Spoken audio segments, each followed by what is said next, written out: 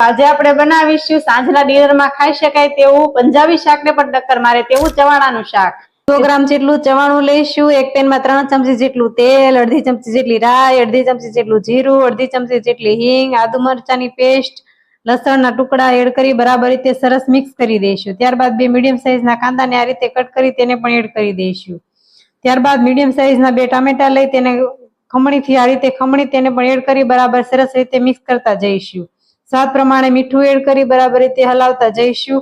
ત્યારબાદ એક બાઉલમાં લાલ મરચું પાવડર, હળદર પાવડર, ધાણા જીરું પાવડર, ગરમ મસાલા પાવડર અને કસૂરી મેથી એડ કરી થોડું પાણી એડ કરી બરાબર રીતે હલાવી એક પેસ્ટ બનાવી લઈશું। તૈયાર કરેલી પેસ્ટને શાકમાં એડ કરી દઈશું અને ચલાવતા જઈશું।